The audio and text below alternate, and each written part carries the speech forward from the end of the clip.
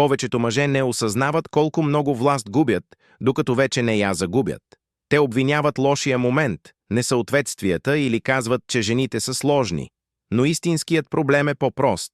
Мъжете влизат във връзки без да разбират правилата, по които са съдени, вярвайки, че усилията, лоялността и искреността автоматично печелят уважение. Те не го правят. След като мъжът наистина разбере това, не само интелектуално, но и в начина, по който се държи, динамиката се променя. Емоционалният натиск спира да действа. Манипулацията губи ефекта си. Не защото жените губят, а защото мъжът спира да действа сляпо. Жените не реагират на намеренията. Те реагират на това, което поведението ви сигнализира за вашата самооценка. Можете да бъдете грижовни и лоялни, но все пак да губите уважение, ако действията ви разкриват страх да не я загубите. Страхът винаги се проявява в поведението. Когато една връзка се чувства нестабилна, повечето мъже се насочват по-силно, повече комуникация, повече обич, повече обяснения. Но това обикновенно има обратен ефект, не възстановява привличането, разкрива несигурност. Когато една жена се отдръпне и мъжът веднага се стреми към яснота или се опитва да оправи нещата, той и дава доминиращата позиция. Той показва, че настроението й контролира неговата стабилност. Мъжете си мислят, че са зрели, но всъщност премахват всякакъв натиск върху нея да инвестира. Това създава дисбаланс. Привличането не расте от увереност, то расте от устойчивост, от мъж, който остава здраво стъпил на земята, когато енергията се променя. Жените изпитват това инстинктивно, чрез дистанция, забавяния или промени в тона. Повечето мъже се провалят, без да осъзнават, че това е изпитание. Те се стараят повече, умекотяват границите и стават по-сговорчиви. Привличането избледнява, защото действат от страх, а не от увереност. След като мъжът спре да обвързва емоционалната си стабилност с поведението на жената, всичко се променя. Той спира да третира несигурността като извънредна ситуация. Той наблюдава, вместо да реагира. Мълчанието не го паникьосва. Дистанцията не го кара да преследва.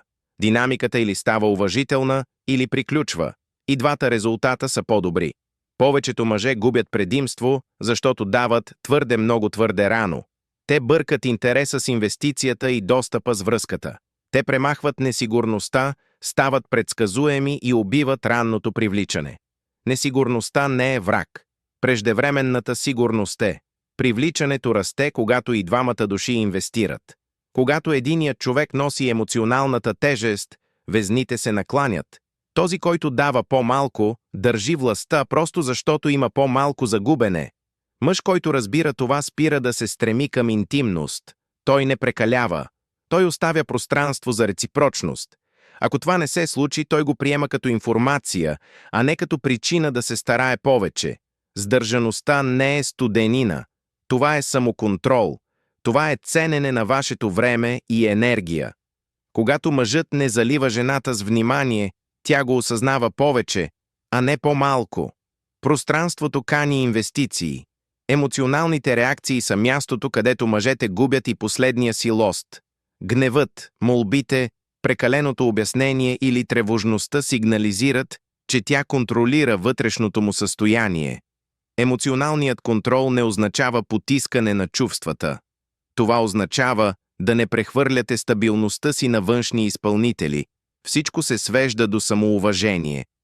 Не до увереност, а до това, което сте готови да толерирате.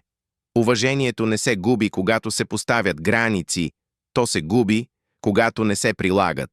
И щом уважението изчезне, не можеш да го възстановиш чрез преговори. Мъжът със самоуважение не спори безкрайно, нито заплашва. Той спокойно се отдръпва от ситуации, които не отговарят на неговите стандарти. Това спокойно излизане слага край на манипулацията. Когато един мъж живее по този начин, опитът му с жените се променя, не защото доминира, а защото вече не е достъпен за управление. Той избира, вместо да гони, инвестира само там, където усилията са взаимни. Властта никога не ти е била отнета, ти си я отдал.